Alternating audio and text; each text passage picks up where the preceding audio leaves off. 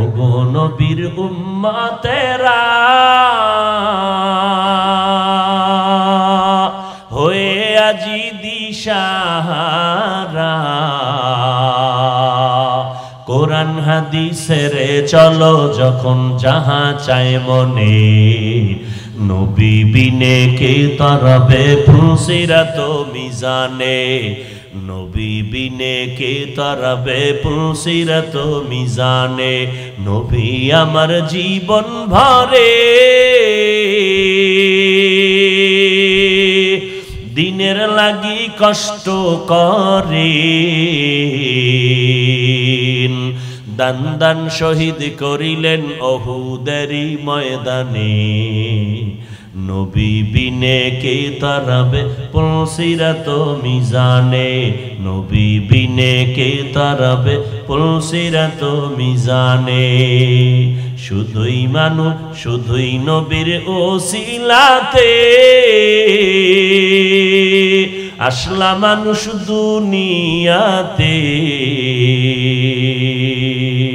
তিনি না হইলে আজি আসত কি কেউ ভুবনে, নবী বিনে কে তারাবে পুলসিরাত মিজানে, নবী বিনে কে তারাবে পুলসিরাত মিজানে।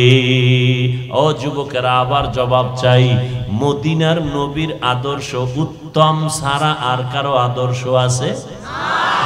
এবার বলো, মদিনার নবীর আদর্শের ভিতরে নখ কাটার মতো কোনো নিয়ম আসেনি?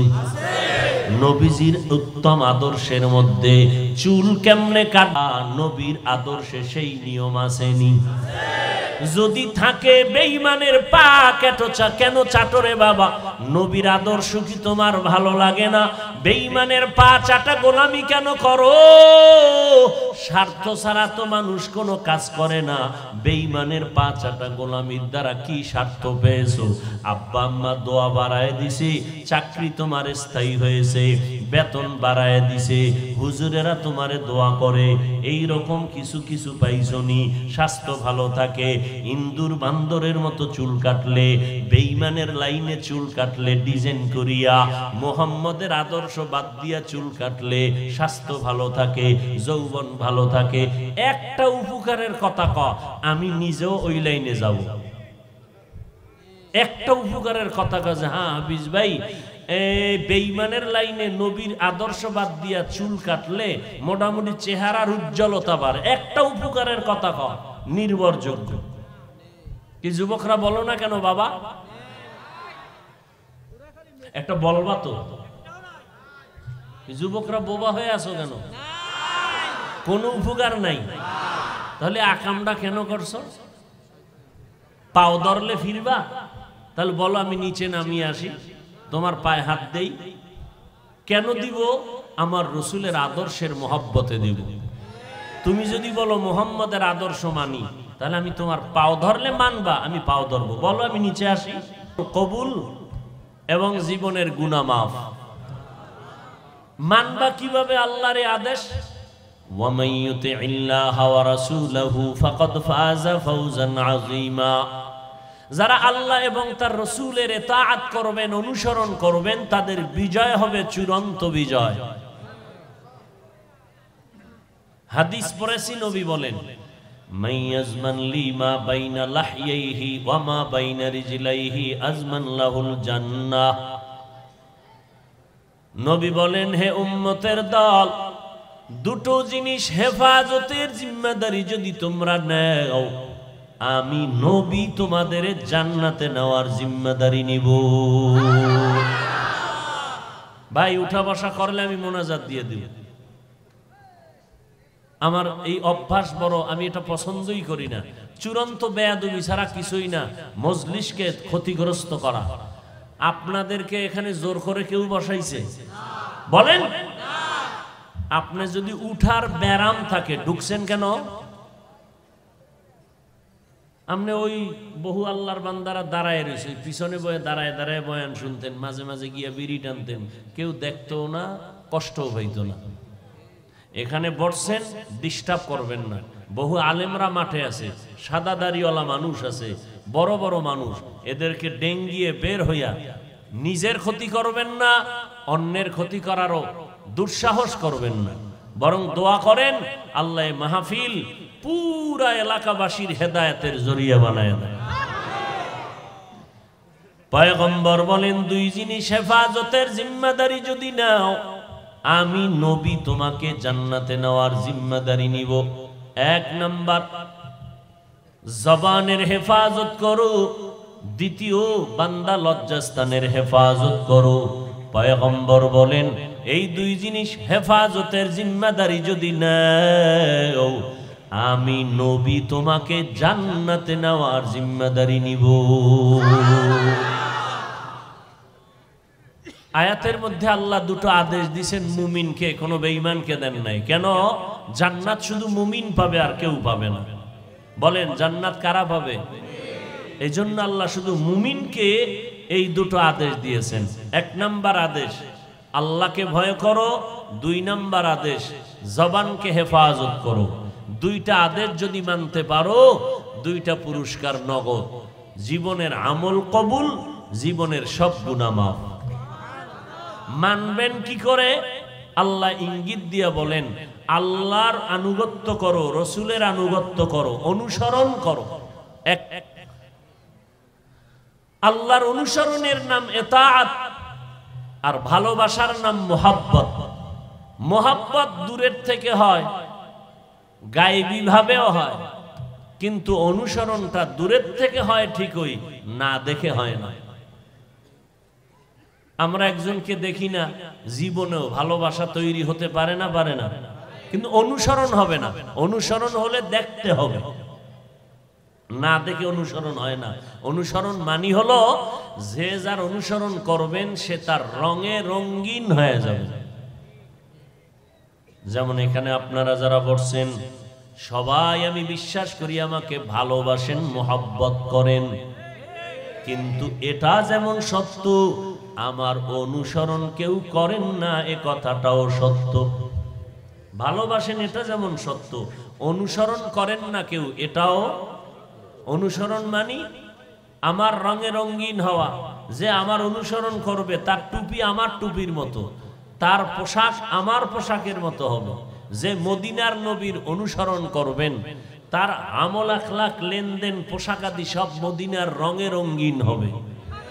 যে আল্লাহর আনুগত্য করবে সে আল্লাহর রঙে কি হবে? বলেন না কেন? রঙিন হবে। সিবগাতাল্লাহ ওয়া মান আহসানু মিনাল্লাহি সিবগাহ ওয়া নাহনু লাহু আবিদুন।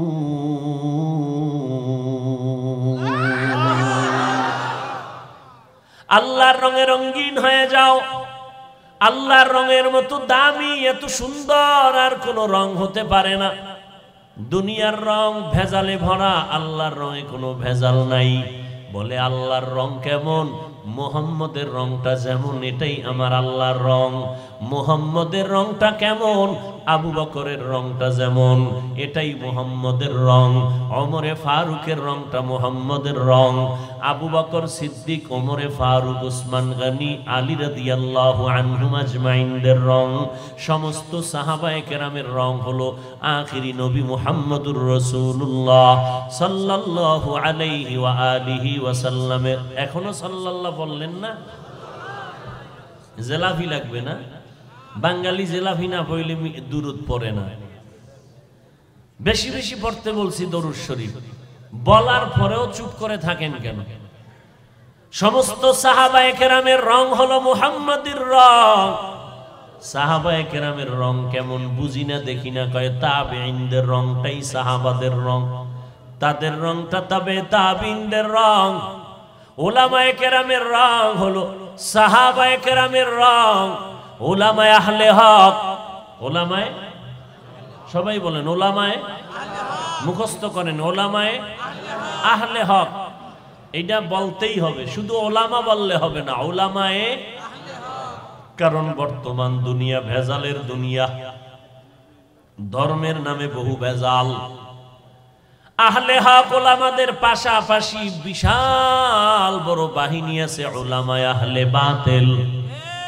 কথা বল না কেন? এই আল্লাহ বিবেক দিছে না? বিবেক দিয়ে জবাব দিবেন। কালেমায়ে তয়্যিবা লা ইলাহা ইল্লাল্লাহ মুহাম্মাদুর রাসূলুল্লাহ, এই কালেমা আপনারা মানেননি। এই কালেমাকে যদি আলেম বলে কুফুরি কালেমা, সে হক না বাতিল? ওমরে ফারুক নবীজির সাহাবী, হক না বাতিল? কোন মাওলানা যদি বলে ওমরে ফারুক ভণ্ড, ওই আলেম হক না বাতিল? ভালো করে বুঝবেন, ভালো করে বুঝবেন। উলামায়ে আহলে হকের রংটাই তাবেঈনদের রং, তাবেঈন তবে তাবেঈনদের রং, সাহাবায়ে কেরামের রং। সাহাবায়ে কেরাম রং লাগাইছেন নবীর মাধ্যমে, আমার নবীর রংটাই হলো আমার আল্লাহর কুদরতের রং। রঙ্গে তাকওয়া রঙ্গে সিদক রঙ্গে দিতা আবদ বাকি বুয়াদ বর আবেদি। দুইটা আদেশ দিলেন, আল্লাহর অনুসরণের মাধ্যমে মানতে হবে। আল্লাহকে অনুসরণ করো রে বান্দা, নবীর অনুসরণ করো। এতক্ষণ আলোচনার দ্বারা বুঝতে পারলাম, ভালোবাসা না দেখে হয়, অনুসরণটা না দেখে হয় না। আমার এখানে কলিজার আপন যুবকেরা এখানে বসে আছেন, অনেকে আজকে ফজরের নামাজ পড়েন নাই, জোহরের নামাজ পড়েন নাই, আসরের নামাজ পড়েন নাই, মাগরিব পড়েন নাই, এশার নামাজও পড়েন নাই। সারা রাত বয়ান শোনার আগ্রহ নিয়ে বসছেন। বয়ানের পরে মোনাজাত হবে, বের হইয়া সবাই বাসায় গিয়া সারাটা রাত মোবাইলের দিকে তাকাইয়া কবিরা গুনাহ করে করে ঘুমায় যাবে, ফজরও পড়বে না। এরকম মানুষ নাই? এই যুবক, তোমার চুলের দিকে তাকাইলে মদিনার রং পাওয়া যায় না, মনে হয় জানো তুমি বেঈমান বেদিনদের পা চাটা গোলাম হয়ে গেছো। এই যুবক, একটু জবাব দাও, তুমি যে চুল কাটলা এমন সুন্দরভাবে টিকটিকি আর বান্দর আর ইন্দুরের মতো সাইজ করলা, কার অনুসরণ করেছো? যুবক বলে, হাফিজ ভাই, আমি বিদেশি এক খেলোয়াড়ের অনুসরণ করলাম। ওই খেলোয়াড়ের সাথে তোমার মোলাকাত হয়েছিনি? না, হয় নাই। সে তোমাকে দেখছেনি, আমাকে দেখবে দূরের কথা, আমার দেশের নামটা পর্যন্ত জানে না। তো কেমনে অনুসরণ করলা? না দেখে তো অনুসরণ করা যায় না। বলে, ডাইরেক্ট যদিও দেখি নাই, ইনডাইরেক্ট আমরা দেখেছি ছবির মাধ্যমে, ভিডিও আকারে। এইবার আমি যুবকদের কাছে বিনয়ের সাথে একটু প্রশ্ন করি, আল্লাহর মোহাব্বত নিয়ে বলতেছি রে বাবা, আপনারা দয়া করে আসছেন, আমার আল্লাহ নিয়ে আসছেন, আপনাদেরকে দূরে সরাবার কোনো চিন্তা নাই। মোহাব্বত লাগাইয়া জাহান্নামের আগুন থেকে বাঁচানোর জন্য দুনিয়াতে শান্তির সমাজ গঠন করবেন, আদর্শ মানুষ হবেন, মানুষের দোয়া পাবেন। এই জন্য বলতেছি, নবীজি মুহাম্মদুর রাসূলুল্লাহ সাল্লাল্লাহু আলাইহি ওয়া আলিহি ওয়াসাল্লামের আদর্শের থেকে দামি কোনো আদর্শ আর কারো কাছে আসেনি। যুবক ভাইদের জবাব চাই, নাই? থাকলে বলো যে মুহাম্মদের আদর্শ ছাড়া ভিন্ন কারো আদর্শ আছে মুহাম্মদের থেকে ভালো। আল্লাহর জাতের কসম, আমি মুহাম্মদের আদর্শ বাদ দিয়া তার আদর্শ গ্রহণ করব। ১৫০০ বছর পর্যন্ত মুহাম্মদের আদর্শ বাদ দিয়া এই জমিনের মধ্যে কত আদর্শের বাজারজাত করা হলো।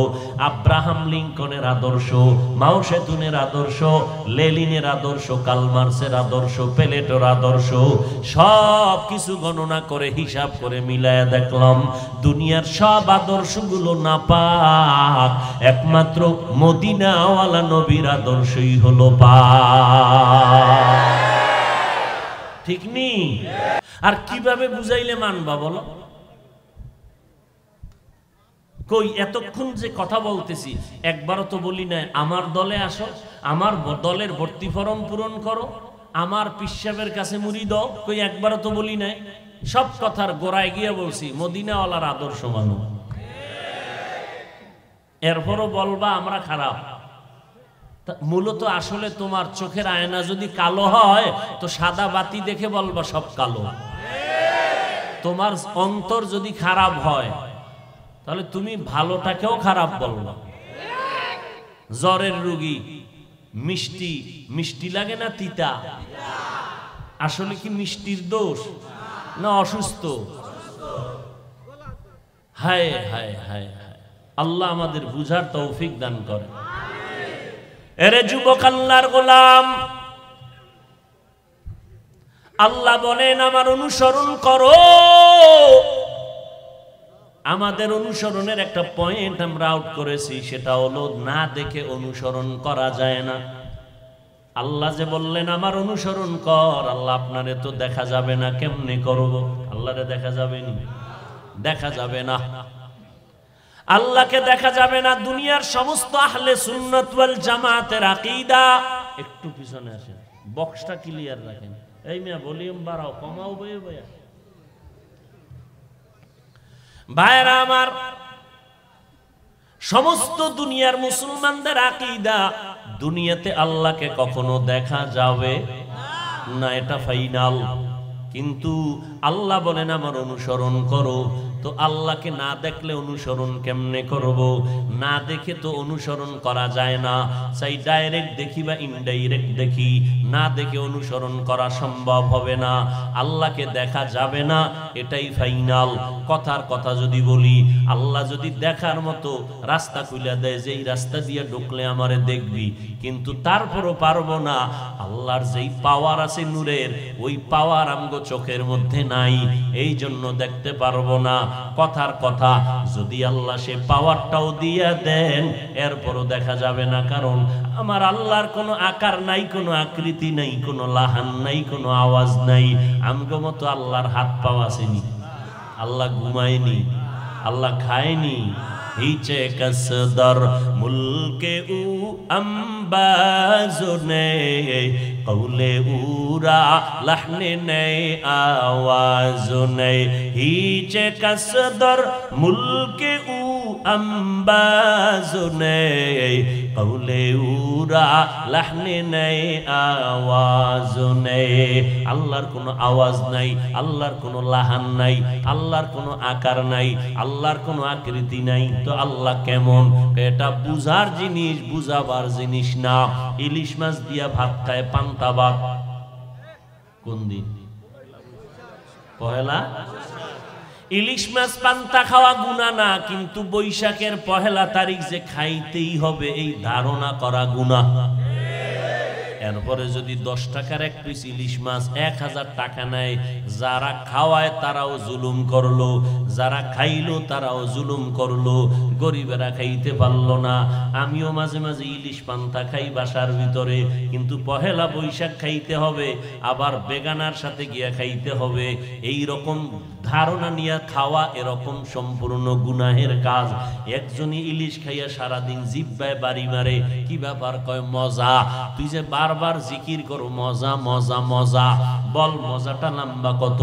মজাটার কালার কেমন, লাল না সাদা, এটা অনুভব করা যায়, বুঝানো যায় না। আমার আল্লাহ কেমন এটা বান্দা অনুভব করতে পারবা, বয়ান করে বুঝাইতে পারবা না আমার আল্লাহ কেমন। আমার নবী মেরাজ থেকে আইসা বলেন রাআইতু রব্বি আজ্জা ওয়া জাল্লা, আমি আমার রবের দেখে আসছি। নবী বলেন রব কেমন? বলে এটা বুঝানোর কোনো কথা না, এটা অনুভবের জিনিস। এ বান্দা, আল্লাহ তাআলা রব্বুল আলামিন কাউকে দেখার পাওয়ার দেন নাই। এখন প্রশ্ন হয়ে গেল, আল্লাহ আপনি বললেন আপনার অনুসরণ করব, না দেখে অনুসরণ কেমনে করি? আল্লাহ সমাধান দিয়া বলেন, দেখ এ দুনিয়ার মানুষ, জমিনের মধ্যে আমার একজন বন্ধু আছে, আল্লাহর প্রিয় বন্ধু। বাবায় সন্তান নিয়ে বাজারে গেল, বহুদিনের এক বন্ধুর সাথে মোলাকাত। বন্ধু বন্ধুরে পাইয়া দোকান থেকে আইসক্রিম কিনিয়া যদি বাবা সন্তানের বাবারে কয়, তুমি একা একা আইসক্রিম খাও, চিপস খাও, চকলেট খাও, ছেলেরে দিও না, কারণ তুমি আমার বন্ধু, তোমার বাচ্চা আমার বন্ধু না। বন্ধু খুশি না বেজার? আর ওই বন্ধু যদি দোকান থেকে আইসক্রিম চকলেট চিপস কিনিয়া বন্ধুরে না দিয়া বন্ধুর বাচ্চাকে দেয়, বন্ধুর বাচ্চাকে দেওয়া মাত্র বাবাই খুশি, বলবে বন্ধু ভালো কাজ করছো, আমার বাচ্চা দেওয়ার কারণে আমি পেয়ে গেলাম। আল্লাহ ডেকে বলেন, এই দুনিয়ার মানুষ, আমি আল্লাহর অনুসরণ যদি করতে চাও, জমিনের মধ্যে আমার একজন বন্ধু আছে, তার অনুসরণ করলে আমি আল্লাহ খুশি হয়ে যাব। আর আমি আল্লাহ যদি কারো উপরে খুশি হই, জান্নাতে ঢুকতে কোনো পারমিশন লাগবে না। আমার বন্ধুর নাম কি? সবাই বলেন না কেন? তো ঈসা নবী আল্লাহর বন্ধু না? সব নবীরা কার বন্ধু? আমার নবীও। ব্যবধান কি?